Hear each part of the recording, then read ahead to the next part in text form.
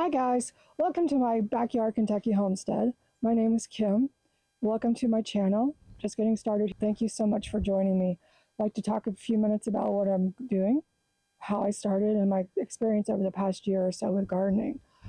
I'm located in north central Kentucky, zone 6B to 7A.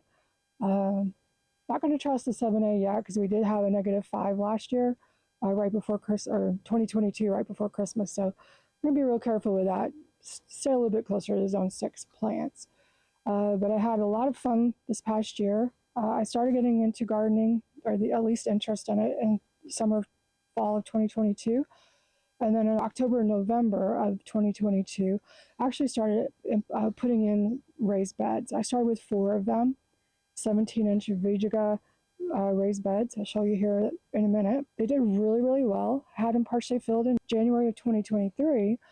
And then as the year progressed, I was just so excited about being able to grow things and see what else I could do. I was adding new ideas and new projects to my list every day. So I didn't quite get everything done, but overall had a really, really successful year. Really, really enjoyed it. It was just so much fun and just so interesting. And you never knew what you were going to find out when you came out the next day. And just watching plants is just amazing. So I just completely enjoyed it. I started hanging out at Lowe's quite often. We have quite a few in my town. And the clearance rack is like your best friend. Plants are a little bit past their prime, but hey, that's okay. Because gardeners can handle that. They can bring those plants back. The plants did really, really well. I got probably over 200 perennials and bushes. I got fruit trees, fruit bushes. Got those from a couple of online suppliers. So my channel is going to focus on gardening, urban homesteading or suburban homesteading. I have a 1/4-acre lot here in the suburbs. Again, we'll be focusing on gardening, seed starting, cooking, preserving the food. I started that in the summer of 2022. Got an electric Presto canner, which is so easy. It makes you feel so much more comfortable. You don't have to watch all the gadgets and the jiggle weight or the pressure gauge. Takes care of all of it for you. Just push the button a couple of times. Awesome. So if you're afraid of pressure canning or even water bath canning, great idea to get one of those. So I started preserving jams and jellies, apple butter, peach butter, salsa this year. I made so much salsa this year. It was awesome. I grew peppers and tomatoes and cabbage and onions. Onions didn't do so good, but I'm hoping this year will be better. I actually just started them a couple of days ago. I would say for my first time gardening, had a tremendous amount of success. I learned a lot. I didn't get that first year garden reprieve from the pests or the bugs. Pretty much had just about everything in my area. I had harlequin bugs, squash vine borer, squash bugs, Japanese beetles, cucumber bugs, decimated my cucumbers. I did find out they actually like dahlias quite a bit. So I'm going to get my dahlias started earlier this year. That was one of the latter projects that I added to my list. Ended up with some gorgeous dahlias, but the cucumber beetles really flocked to them more so than the other bugs. So I'm going to try to do that a little bit earlier. I'll sacrifice a few dahlias to get some cucumbers this year. But again, had a lot of success. Really looking forward to this year. I'm hoping that you can join me. So if you haven't already, please hit the subscribe button and follow me through my adventures. If you like this video, please give me a thumbs up as well. So let me take you on a tour of my garden. It is January, so it's a little rough. I still have a little bit of cleanup to do, but we'll be taking care of that as the weather permits. It's a little chilly today, but sun's out for a little while. So welcome and please join me. Thank you. So here we have the basic part of the garden where I grow the vegetables. These are the first 4 beds that I started with in October of 2022. So the beginning of this year, this is all I had. The one in the back had a little bit of a run-in with a tree branch, but still the garden bed did really well. I had my tomatoes there last year. Right now in the top garden bed here, and this one, I have garlic because I bought way too much. So next year I won't be growing as much. In this bed here, I'm actually doing an experiment. I grew quite a few potatoes last year. So they did really, really well and really delicious. I had never grown. I actually thought you had to live in Idaho to grow potatoes. So I was really excited to find out that you didn't, and they did really well. I had Purple Viking, Yukon Gold, Red Norland, russet potatoes, and a rose gold potato. So they started growing eyes because I don't have a cold room yet for them. So they didn't last as long as I would have liked. They started growing eyes. So I went ahead and figured if potatoes can overwinter and volunteer the next year, why not go ahead and plant these instead of tossing them? So I went ahead and planted those in the bed that I had squash and tomatoes last year. So you wouldn't want to plant potatoes in the same bed they had been in previously because that can promote diseases, nematodes, things like that. So this is a new bed for them. And we're going to see if they come up in the spring. I'm really hoping that they will. The 2 beds of garlic that I planted first have grown quite a bit. Soft garlic is in this one, and hard garlic is in this bed. And then this is also soft garlic. Okay. So as the year progressed, I decided I needed to add more beds because 4 wasn't enough. And on Amazon, the sellers who sell these beds kept having really good sales. So I just kept watching that. And as the time progressed, I got more and more beds. I have 2 spots here, which I have removed the short bed.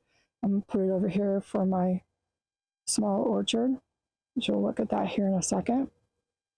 But I took these, some of the short beds, moved them over there, and I'm going to replace those with a 17-inch because those are a lot easier to use for gardening. You don't have to bend over quite as much.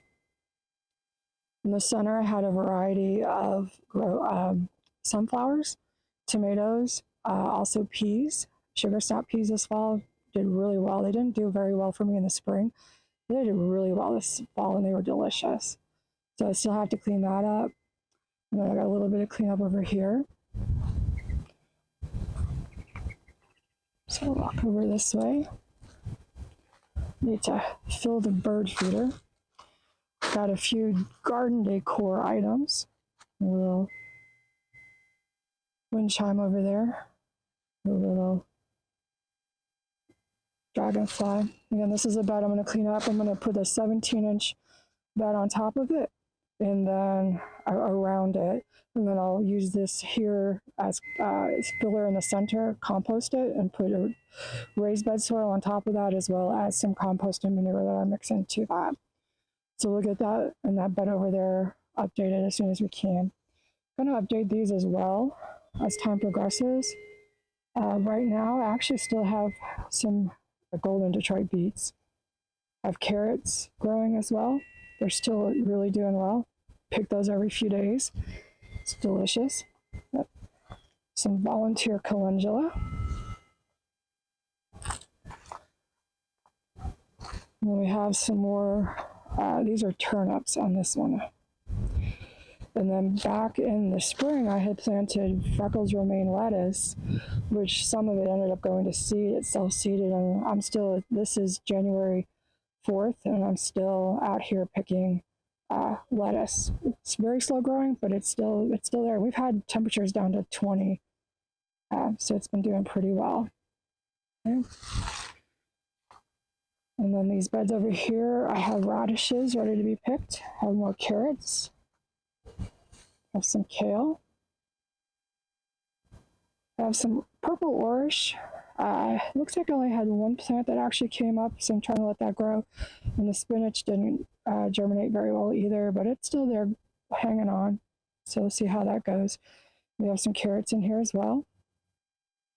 And then this bed we have some kohlrabi, some kale, some pak choi, which I have never had before. I was really surprised. It tasted just like cabbage. So it looks like one of those is bolting a little bit, so I'm going to need to pick that and have that for dinner tonight. And then we also have we have purple and white or green kohlrabi in here. I had to constantly add the infrastructure as I was going, was that I was getting crops in a little bit later, and I was also afraid to put stuff out when it was either too warm or too cool at the beginning of the season. So I did get cabbage at the first part of the year, but didn't get as big as it might have. This stuff, I had started cabbage in the summer, but I put it in a bad spot outside, so it ended up actually burning and didn't grow. So I had to find these. I found these at the grocery store and picked these up, but they got in kind of late. A couple of them are still doing pretty good. They're starting to head up, but we'll see how it goes. So I did decide to invest in a variety of fruit trees and bushes. So we have a variety of blueberry bushes. We got Patriot, Legacy, O'Neill, Pink Icing. I think when you're looking at blueberries, you want to get ones that are the same type, high bush versus low bush, and also that bloom in the same time frame. Some of them are early, some of them are later. The same with a lot of the other fruits do the same thing. Okay. Got these from Stark Brothers. I've been really happy with them. But these are 4 columnar apple trees. So this one is a Scarlet Spire. And all of these, what they do is that they actually fruit right at the trunk, so they don't get really wide. They need about 2 to 3 feet total between them, so you can have them really close. But I had these last year in grow bags and planted them up in the fall of 2023, but they're already getting ready for the spring. Very excited about that.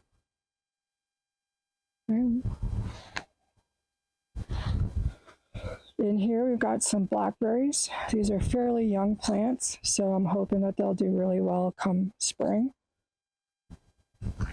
And in this one you can't really see it, but there's 3 cherry bushes. This is a hardwood cherry bush, a Juliet cherry bush from Gurney's, and then a Romeo cherry bush from Gurney's. So they actually have growth points on them, which I'm really excited about. I was afraid, especially the Juliet, because of how it had been packaged. I was really afraid that it wouldn't come back, but it's got growth points on it, so I'm super excited. And then in this last one, we have double gold raspberry bushes. So I decided I wanted to have my own peach and nectarine trees. And I have a 1/4 acre. Most of it is in the backyard, which is fortunate. It allows me a lot of space.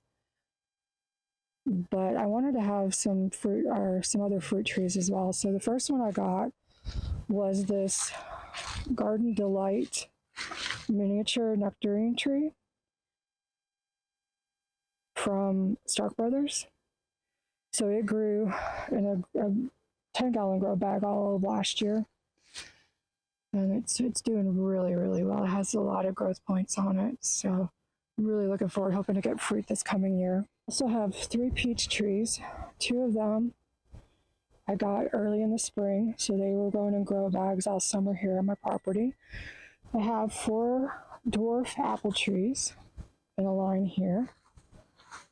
So 1, 2, 3, 4. This is a Zestar apple tree, and it's also got growth points on it, so very excited about that. The next one is a Granny Smith, followed by a red Fuji, and then a red Jonathan at the other end of it. So very excited about that. But we have an azalea, we have some fountain grass, we have a pink sparkler spirea, we have a common lilac, and then there's a number of phlox and various different other flowering perennials that are planted. We just can't see them right now. We have a white rose, and we have a climbing hydrangea. I believe it's white. We've got some more fountain grass. And then we have a magic carpet spirea. And the really cool thing about Lowe's, this was $40 originally, but with the clearance price, I only paid $20 for it. So it was really good. I mean, polka whitella. This is a purple, I think it's a Floribunda rose. So that should be gorgeous. Got some more grasses. It's a purple leaf sand cherry. That'll get really tall, as will the lilac. And there's also a Korean lilac back here. We have a red Sonic Bloom reblooming Weigella. A short evergreen there. Got a butterfly bush. Some iris. Some phlox. This is a clematis. It's a pink clematis. A crimson kiss Weigella. And this is something that I found absolutely amazing. These are snapdragons I started from seed and planted early in the spring. And it's January, and these things are still blooming. It's just crazy. But they look so good. And we've had temperatures down below 20, but they're still just going at it. I have another rose. This is a blue star, out of the light, blue star juniper. It's a really short evergreen. It's really cute looking. We have a barberry back there. This is a really gorgeous rose, and it still looks so healthy, even though it's cold out.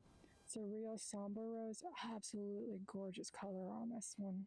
That is another Crimson Kiss Weigella. Some more snapdragons. This is a 9-bark, I believe. Yeah, Spicy Devil 9-bark. Some more of those hot poker plants. Okay, this is a Fire Dance Dogwood, so it's one of the red dogwoods. Really beautiful color for the winter. Okay, it's another Blue Muffin Viburnum. Some more aster. And these are aster that show up. They're like chrysanthemums, so they're like a mum, and they'll come up towards the later part of the summer. This is a quick fire hydrangea. And then some more lavender. This is a punch lime hydrangea. A little punch lime. I think it's a small one, but it's the punch. They start white, turn pink, and then eventually turn to this brown color. Gorgeous plant. Have a miscanthus. I think that's what it's called. Miscanthus grass.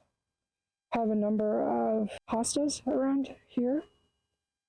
Also have some lungwort plants, some heuchera plants, lily rope. I'm not actually sure how you say that. And then there's some ajuga and a few other things. Hopefully that will come back.